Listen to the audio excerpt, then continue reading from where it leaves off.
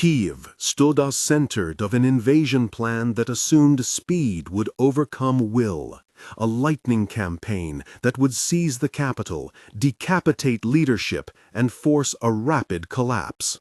Instead, what unfolded around the city in late February and March 2022 became a study in how assumptions collide with terrain, logistics, decentralized resistance, and the limits of conventional power.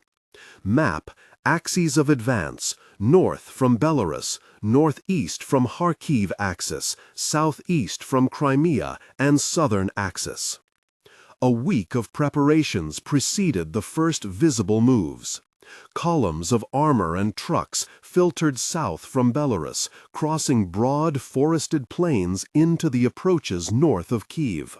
From the east and southeast, mechanized formations pressed along highways and rail corridors, while airborne units aimed for key nodes, airports, bridges, the immediate approaches to the city. Commanders on both sides believed the decisive moment would come quickly. Whoever seized the runways, the bridges, and the roads first would seize the capital. Subscribe for detailed breakdowns and stay to the end for tactical lessons from the field. Russian commanders had planned a multi-pronged operation. One axis pushed south from the border with Belarus toward Hostomel and the Antonov aircraft complex, aiming to establish an airhead near Kyiv's northwest perimeter. Another drove along the MO1 and MO2 toward Brovary and the eastern approaches, while forces from the southeast sought to press up the E40 corridor. Special elements were reportedly tasked with sabotage and decapitation strikes inside the city. Russian formations on paper combined mechanized divisions, airborne brigades, and battalion tactical groups, BTGs, designed for combined arms mobility. But plans on paper met snowmelt mud, narrow roads, and a defender who refused to behave in predictable ways. At Hostomel, the battle began with an attempt to seize the airport by air. Helicopters and transport aircraft attempted to insert airborne troops onto the tarmac. The initial drops were violent and chaotic. Aviation fuel flared, engines whined, and the flat, open runway offered little cover. Ukrainian airborne and special units reacted quickly, contesting the landings and turning the airport into a locked-in fight rather than a secure staging area for a rapid push into the city. The seizure had not delivered the expected corridor for armored columns. Instead, it anchored Russian resources to a localized, high-cost fight. The terrain around Kyiv imposed constraints that planners had underestimated. Roads narrowed into tree-lined avenues and villages. Bridges crossed rivers that could not be bypassed easily.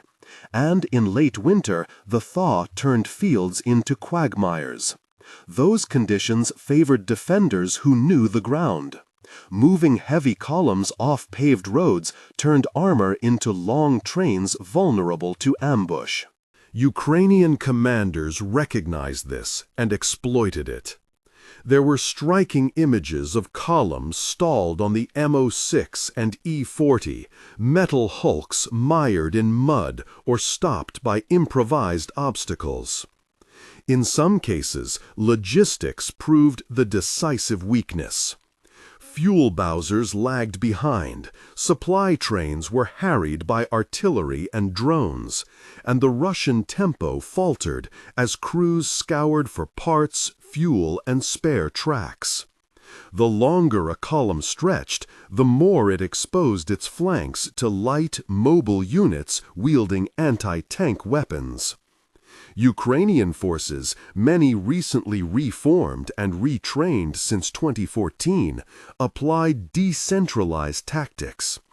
Territorial defense battalions and volunteer formations worked alongside regular brigades and special forces. Small units wielding portable anti-tank guided missiles, Javelin and NLAW among them, ambushed leading elements from concealment. Infantry armed with shoulder-fired air defenses denied air superiority in contested pockets, while drones provided reconnaissance and target acquisition where traditional reconnaissance had failed or been degraded. Communications played a central role. Russian electronic warfare capabilities were real, but the defenders compensated through adaptive measures. Civilian and military networks, powered by satellite communications, such as Starlink where available, kept local command nodes connected and permitted rapid sharing of targeting data. That networked resilience amplified small unit successes into operationally significant delays for the invaders. The fight for the approaches unfolded as a series of vignettes that illustrated wider principles. At Ivankiv and Dimer, narrow bridges became choke points where armored vehicles could not bring their full weight to bear. In wooded corridors near Makarev, hidden teams struck supply vehicles and logistics hubs, spreading confusion. South of Kyiv, rivers like the Irpin created natural obstacles. Defenders flooded low-lying areas at times to deny routes, turning open ground into treacherous expanses. These tactics were not grand masterstrokes, but cumulative deterrents, attrition, and delay that turned a planned sprint into a grinding advance. Hostomel itself remained symbolic. Even when Russian forces held parts of the airfield, they could not translate that foothold into a secure route into Kyiv.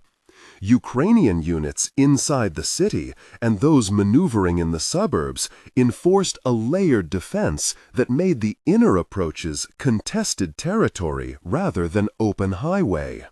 Civilian resistance mattered in both tangible and intangible ways. Volunteers improvised defenses, placed obstacles, and shared intelligence across neighborhoods. Local officials coordinated evacuations and improvised supply chains where central systems lagged. Streets became networks of information. Rádia de estilo e instruções para a síntese de fala. Você é narrador palestrante com voz potente, forte e autoritária. O tom deve ser firme e inabalável. Contexto de continuidade. A frase anterior era lagged. Streets became networks of information. Você está no meio de uma frase, pensamento. Mantenha o ritmo e a força vocal sem quebrar a conexão. Haja como se estivesse transmitindo uma verdade fundamental. In contrast, Ukrainian leadership embraced decentralization. Officers in the field were empowered to make rapid, local decisions. Civilian volunteer networks filled gaps in logistics, fuel, and food. Presidential defiance, visible in public addresses and the choice of remaining in Kyiv, provided a focal point for national mobilization. That psychological dimension, while intangible, hardened resolve and attracted international attention and material support. International assistance played a role, though not always in the manner often highlighted in headlines.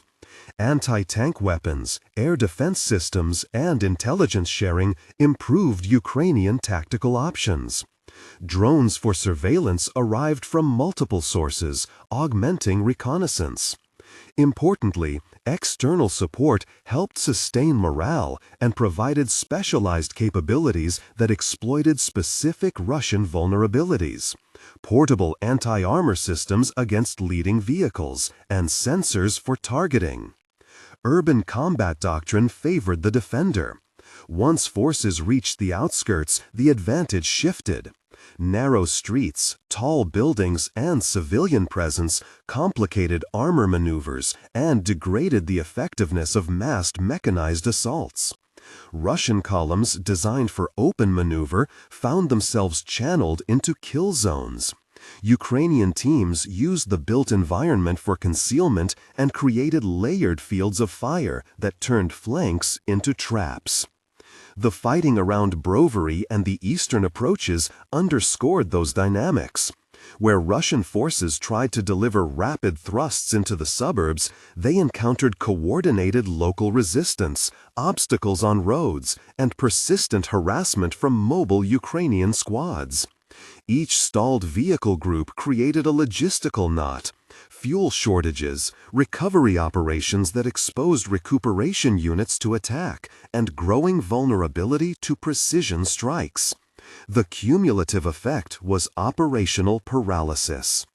Humanitarian consequences multiplied as front lines shifted. Evacuations from suburbs like Irpin and Bucha were chaotic and urgent. Myers offices and volunteer centers organized corridors for civilians, while field hospitals struggled with limited supplies. When Russian units withdrew from some suburbs weeks later, images and reports emerged of atrocities in places like Bucha. Those revelations were handled in the script of operations as aftershock.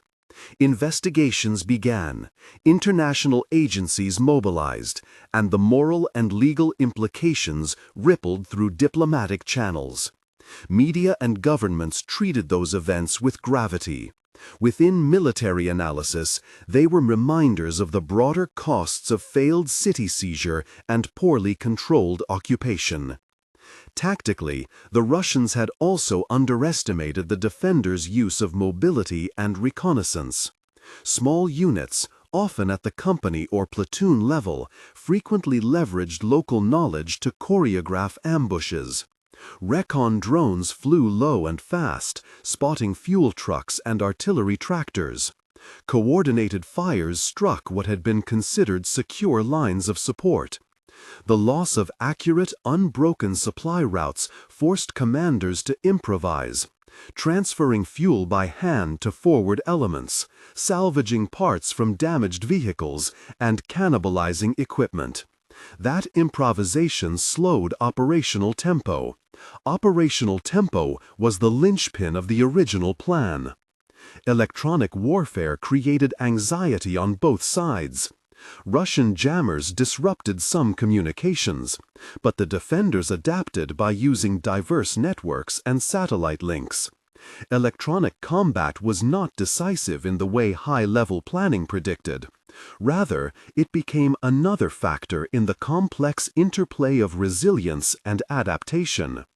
In several instances, Ukrainian forces used intercepted Russian communications to anticipate movements and position ambushes, turning signals intelligence into tactical advantage. The battle's human texture surfaced in small, repeated episodes.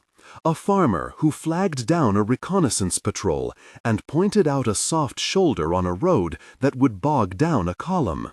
Medics who moved under fire to retrieve civilians from shattered houses. Volunteers who drove food and fuel through checkpoints. Those acts multiplied the defenders' capacity to hold ground. They were not glamorous, but they were decisive in aggregate. By late March, the combined weight of attrition, logistical stress, and operational caution forced Russian commanders to reassess. Orders for a shift in focus appeared as withdrawals were executed on multiple axes. Units pulled back, formations reconsolidated, and the immediate threat to Kyiv receded. Ukrainian forces moved from desperate defense to careful pursuit and area clearance, reclaiming suburbs and reopening arteries into the capital. In the aftermath, strategic lessons crystallized. First, logistics were not a secondary concern. They were the center of gravity. A force that could not sustain fuel, ammunition, and maintenance could not maintain tempo. Russian doctrine in the East leaned into heavy, indirect fire and combined arms echelons intended to fix defenders, while assault units attempted envelopment. Barrage after barrage reshaped frontline villages into rubble, severing utilities and making movement hazardous. The aim was attrition. Wear defenders down until positions became untenable, and then exploit with mechanized thrusts. That approach produced gains in terrain, but at a steep human and material cost. Columns that advanced had to expect interdiction from long-range fires. Supply lines became prime targets, and every captured square kilometer had to be garrisoned against counterattack and partisan activity. Ukrainian responses showed an evolution from the desperate improvisation of the capital's defense toward more systematic methods of delaying and degrading enemy advances. Tactical restraint, trading space for time, was combined with deep interdiction of supply nodes, strikes on rail marshalling yards, ambushes of resupply convoys, precise targeting of artillery ammunition dumps. Mobile anti-armor teams, often operating with small UAVs for reconnaissance and targeting, forced Russian formations to adopt slower, more protected movement. Engineers emplaced obstacles and created layered defenses around towns that were expected to be focal points of the offensive. Where the Russians could mass fire, Ukrainian counter-battery efforts, assisted by intelligence from satellite and partner reconnaissance, sought to fracture that advantage. The human toll in Donbass was immediate and relentless. Towns that had been disputed for years became front-line magnets. Factories stopped producing civilian goods and began to resemble fortifications. Apartment blocks that once housed families were reduced to hollow frames. Civilian populations fragmented along familiar lines. Those with means fled west. Those who stayed faced sporadic evacuations, queuing for the few functioning bakeries and water points, moving between basements as shelling rose and fell. Humanitarian organizations worked beneath the ever-present din to deliver fuel, food, and medical care. Yet their access was constrained by security and by the sheer density of unexploded ordnance. The return of large-scale artillery warfare resurrected problems that modern militaries had written about in theory but now had to implement at scale. Ammunition consumption surged.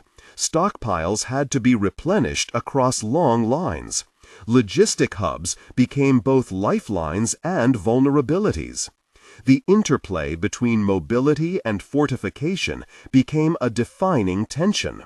Armored columns could penetrate shallow defenses, but were costly to sustain under persistent drone surveillance and precision strike. Static fortifications reduced casualty rates among defenders in the short term, but ceded maneuver, immobilizing units where they could be outflanked. A notable development was the maturation of unmanned systems into routine elements of combat. In one such command node, a thin map lamp hummed above a spread of annotated charts. A battalion commander, his palms stained with grease from an engine bay and with ink from late-night annotations, traced the movement of a logistics column on a tablet, comparing live GPS reports with the static overlays of minefield clearance. "We need the engineers 2 kilometers ahead of column Bravo," he said, voice low against the chorus of radios. "No gap bigger than a platoon. If the flanks give, the whole convoy is dead." An engineer officer answered him, fingers tired but sure. "You give us the route tonight. We will start at first light.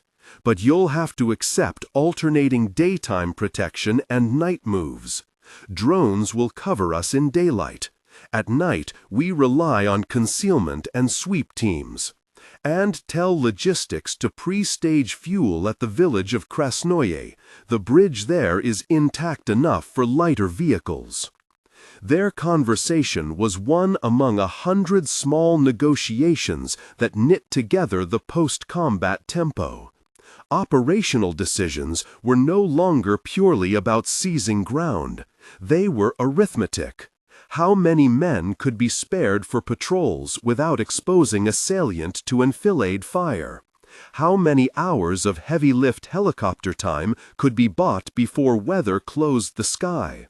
How much of the civilian workforce could be engaged in clearing debris without crippling their own ability to feed families?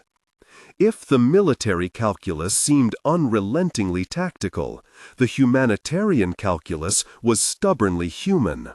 In a gutted cultural center that had become a triage hub, a young surgeon named Lyra set bone by the glow of handheld lamps and the warmth of a hastily repaired generator. Patients arrived with the same mixture of stoicism and disbelief. An older man with a foot shredded by a fragmentation mine. A mother whose child had inhaled smoke for days. A construction worker with a crushed pelvis from a collapsed roof. Lyra worked with assistants who had learned to improvise. Catheter lines fashioned from IV tubing, scrounged from multiple supply drops. Dressings cut from sterilized linen salvaged from a monastery. Between surgeries, she took stock of the medicines dwindling on the shelves. Antibiotics, analgesics, saline. "We can hold tonight," she told the nurse who stood at the doorway, watching a line of quietly sleeping refugees. "But if the supplies do not come by morning, then the next night will be different." The nurse's face folded around that truth. In these regions, urgency was measured not only in minutes, but in the number of doses left in a bottle. Outside the clinic, local councils argued over the allocation of scarce resources. Which road to prioritize for repair? Which neighborhood would receive the first convoy of shingles and stove fuel? The arguments were practical, but edged by grief.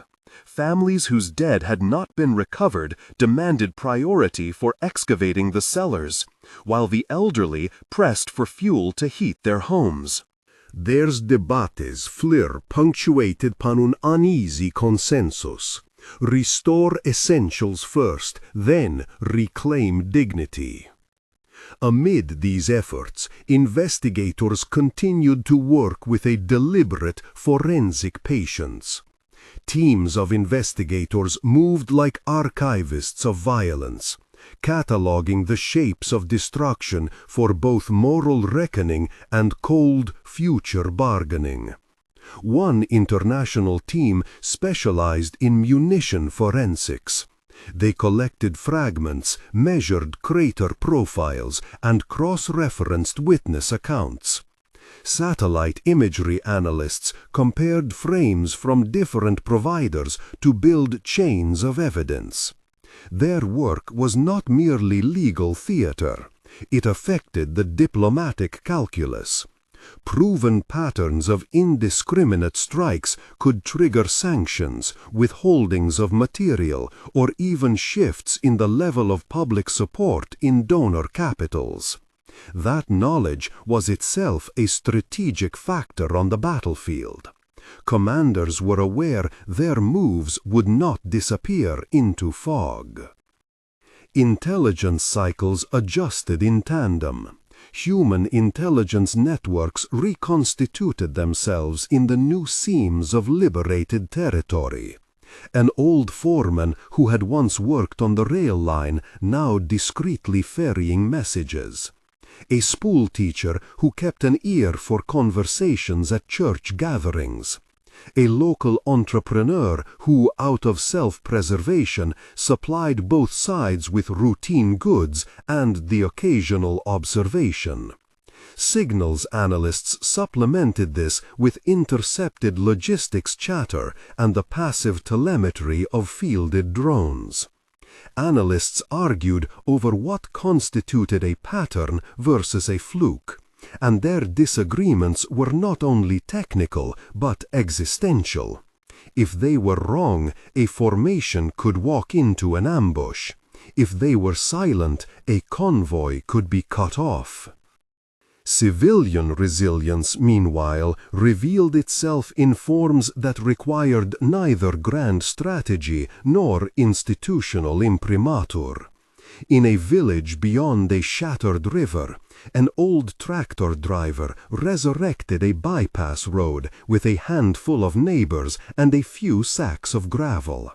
They worked at dusk, singing under their breath to fend off the cold and the memory of the day the shelling began. In towns where supply lines still faltered, local markets responded with a nimbleness that confounded planners. Bakers improvised wood-fired ovens when gas lines failed. Peddlers pooled fuel to run a communal flour mill for a few hours each day. Those small economies made the difference between survival and collapse. But these acts of improvisation were fragile in the face of intentional malice. Partisan groups, some affiliated with regular forces and others loosely knit bands of local fighters, preyed on supply convoys and small detachments. They struck with a mixture of raids and ambushes, often using the terrain, hedgerows, abandoned factories, the ruined shells of apartment blocks, to vanish before counterfires could be brought to bear. For commanders, the problem was as much political as it was military. Crackdowns risked alienating a populace already suspicious of armed men, but tolerance risked logistical paralysis. Within the political sphere, external backchannels muttered with an anxious diplomacy. Those states supplying weapons recalibrated their deliveries to avoid domestic blowback triggered by images of civilian suffering. Aid agencies negotiated access corridors, sometimes achieving delicate arrangements with local commanders who demanded guarantees against hostile break-ins. Sanctions committees discussed exemptions for humanitarian goods, while lawmakers argued on televised panels about the strategic wisdom of deeper involvement. In each capital, the public conversation fed the choices of ministers and prime ministers. In each headquarters, commanders watched how the rhythm of assistance could be accelerated or choked. Winter loomed like a deadline. Weather forecasts turned up on briefings as numerical constraints. Days of sub-zero, a spell of snow followed by thaw, the blocking high that would halt flights. Logistics officers adjusted weight tables and winterized stockpiles, hollow-eyed and practical. They hauled fuel cans into warehouses and fitted cold-weather lubricants to heavy equipment. Troops accustomed to wet boots and mud prepared for ice and frozen ground, where artillery emplacements would be easier to emplace, but supply columns harder to hide. The seasonal swing promised both opportunity and peril. Frozen terrain could make heavy, mechanized moves possible where spring slush had made them impossible. Yet it also hardened the consequences of any miscalculation. The human cost of that season was already visible in a line of battered sleeping bags behind the cultural center. Refugees who had no roof to put a stove beneath, whose faces had a stoic, hollow patience. Local volunteers distributed thick woolen clothing, mismatched boots, and canned goods, their own hands often trembling from fatigue. Children who in less complicated years would have filled classrooms, built forts from collapsed walls, and scavenged colorful shards of glass like treasures. An aid worker noted how quickly the pretense of normalcy frayed. The first heavy snowfall would force people to decide whether to stay and try to rebuild, or to attempt to move westward while roads still allowed it. Back at a forward command post, the question of tempo and timing returned to the fore. Senior staff weighed the merits of pressing an offensive now, while enemy defenses were reportedly thin and disorganized, against the stern arithmetic of supply and the intelligence reports of a possible counter-reinforcement. "If we move now," an operations officer said, "we may gain ground before the enemy consolidates. If we wait, we might arrive with more supplies, but the window closes." Around him, advisors argued in clipped military cadence, each point layered with the sober realization that victory would not be decided by a single maneuver, but by sustainability, the ability to feed, fuel, and medically care for occupying formations, and to secure the civilian administration that would make that occupation tolerable. Those civilian administrators were themselves a patchwork. Some were former municipal clerks who had retaken their posts with minimal ceremony. Others were activists who had organized relief networks and were now thrust into the role of provisional governance. They struggled to produce basic documentation, lists of residents, inventories of destroyed property, registers of missing persons, so that appeals for reconstruction funding could be credibly presented to international partners. Paperwork, for all its bureaucratic banality, became a form of protection, a way to assert rights, to make claims visible, and to argue for priority when funds were apportioned. The war's rhetorical front lines carried weight too. Media outlets, both local and international, threaded narratives that shaped perception. Images of a bombed school could harden solidarity abroad, or become fodder for counter-narratives of provocation and false flags. Social media platforms, independent reporting networks, and the occasional feature documentary amplified particular stories. And those stories sometimes circled back into policy. A leaked video of a civilian convoy being struck prompted a cascade of inquiries. An investigative piece that traced the route of a munitions shipment led to a freeze on a supplier's authorization.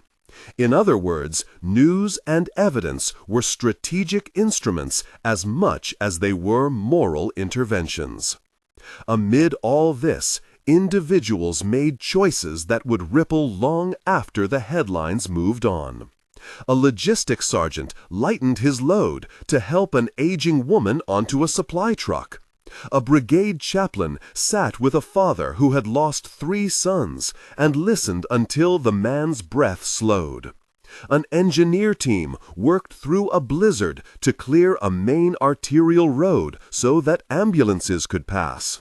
Those decisions did not always bend the arc of the campaign, but they shaped its human contour. As the units consolidated, as teams of investigators filed new reports, and as planners sketched operations with winter in mind, a cautious rhythm took hold. Advance, secure, repair, document. Each step demanded resources that were scarce, trust that was thin, and a patience that tested even hardened men and women. The theater had become a test of systems as much of arms, of logistics, governance, legal process, and the quiet work of knitting a social order from the frayed threads of war. Commanders prepared reserves. Engineers continued to push forward with their sweep lines. Civilians fortified what they could. The next phase, whatever form it took, would be decided not simply by a stroke on a map, but by how well these disparate efforts could be synchronized against the immutable facts of weather, terrain, and human endurance. Outside the map lamp's yellow cone, the plains folded into a night that smelled faintly of diesel, wood smoke, and snow. Somewhere down the road, a convoy idled, engines ticking as they cooled, drivers wrapped in blankets and waiting for the first light. In the silence that stretched between the combat and the civil work, the war's character, attritional, mixed with bursts of decisive violence and intimately tied to the survival of ordinary life, held like a promise and a threat at once.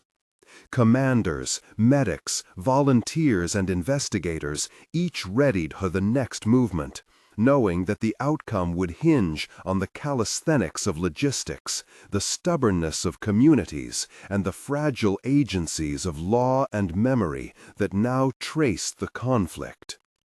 And so the theater held its breath, poised to resume the slow, costly measure of struggle, where every cleared street and repaired well might matter as much as any captured hill. Dawn came like an agreement reached in whispers. The sky lightened, the smoke thinned, and the frost on tarpaulins breathed small steam as drivers rubbed sleep from their eyes. Engines that had cooled through the night were coaxed to life. Heaters clanked. The convoy's rhythm returned, a long animal stretching itself before moving. Men and women adjusted scarves, checked manifests, and passed along ration packets. A field kitchen clanged. Someone brewed coffee in a dented pot and handed out cups that tasted of metal and relief. Inside the command tent, the map lamp had been lowered to a dull wash. The operations table was a small theater of paper and plastic. Maps, satellite printouts, lists of priority sites, and the brittle sheaf of municipal inventories the provisional administrators had managed to compile. Around it sat a mix of professionals pressed into the same task. An infantry captain with frost on his beard, a thin woman from the reconstruction office whose hair was tucked beneath a wool cap, an investigator from an international human rights team with ink-stained fingers, and the logistics sergeant whose hands were calloused from straps and chains. The chaplain hovered near the entrance, a cup of coffee warming his palms, listening as plans were made in low, steady tones. Elena, the investigator, had been up late tracing a pattern that had been nagging at her since the convoy manifest came across the desk. The lists were not simply incomplete, they bore the margins of something else. Erasure, hurried edits, names that match no known households but repeated across several villages. She unfolded the paper again and tapped the spidery pencil marks. These numbers don't line up.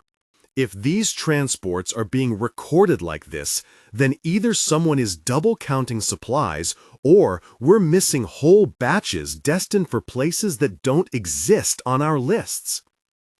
Silence slid across the table. The captain rubbed his temple. "We didn't get enough trucks to begin with," he said. "We're triaging. We can't do forensic audits between convoys." "Audits don't have to be forensic at first," Elena answered. "A quick verification at the drop points. If there's a pattern of misallocation, we stop the bleed before it becomes theft or worse, intentional diversion that leaves vulnerable people without fuel in winter." The provisional administrator, Miriam, drew in a breath and looked at the sergeant. "If the supplies don't reach the pump outside Novaya, people will be walking 2 hours in weather like this for heat. The lists we send to donors depend on a chain of receipts. If that chain is broken, the next shipment will be smaller." Logistics had its own arithmetic, and the sergeant, Petrov, felt it keenly. He could feel conduit constraints, drivers stretched thin, fuel earmarked for armored escorts, ambulances that might need fuel if the front opened again. He looked at the convoy schedules, then at the faces around the map. "How many trucks can we spare for a verification team?" he asked. 1? 2? Because every truck laid off here is an hour of delay elsewhere. If we send a team, the main convoy waits an hour. That ripple matters when the weather closes in. The chaplain, who had sat largely silent, spoke as if cataloging the human ledger they all tried to manage. An hour can be the difference between a house being heated and a child freezing through the night, he said. But I don't want us to spend that hour chasing phantoms. We have to choose with compassion and with sense. It was a negotiation of small moral economies. The captain looked at Elena, then at Miriam, then at Petrov. Outside the tent, the convoy's drivers stamped their feet to stay warm and argued softly about routes. A radio operator passed a whisper up the chain. A secondary route had reported increased vehicle traffic, and an intelligence fragment about a small band operating between two hamlets. Nothing decisive, but enough to complicate movement. One verification team, the captain decided finally, lightly armed. Pair of logistics people, one medic, one investigator, and a local guide from Miriam's office. They go with the second wave, check drop points, take receipts in triplicate, and report back to this tent. We accept an hour's delay. If the team reports trouble, we reroute or reinforce. Petrov nodded, the weight of compromise settling over him like a coat. He tapped out a terse order to a subordinate and began the paperwork necessary to reassign drivers. The brevity of the decision made it no less profound. A single convoy slot would be withheld to serve a procedural imperative that might save lives further down the chain. While logistical calculus unfolded, the media element pulsed at the edge of operations. A young correspondent who had been trying to get embedded for days arrived with a camera bag and the tremor of adrenaline. She wanted permission to ride with the first trucks, to photograph schools being reopened, to show the face of recovery. Permissions in a zone like this were not simply about access. They were about narrative risk. A misinterpreted photograph could be politically weaponized, could stall a funding stream, could inflame a rumor that overturned a fragile peace. We need showable details, Miriam told her. If you can document a medical center receiving fuel, we can make the case for more. But if what you show suggests improvised munitions at the supply point, donors will freeze. We don't just manage goods, we steward trust. The correspondent understood the double bind. She lowered her eyes and agreed to the condition that photos be vetted for operational security and humanitarian sensitivity. She threaded a small notebook into her coat and, for once, kept it closed. At the makeshift clinic, the medic team cataloged injuries and chronic ailments with the same patient discipline as the paperwork crew. A nurse stitched a boy's forehead while asking his grandmother the exact spelling of their village when recorded on official lists. The boy hummed to himself, the seam of the needle a metronome. There was an economy of small validations everywhere. A name recorded, a receipt signed, a photograph taken of damage for a donor dossier.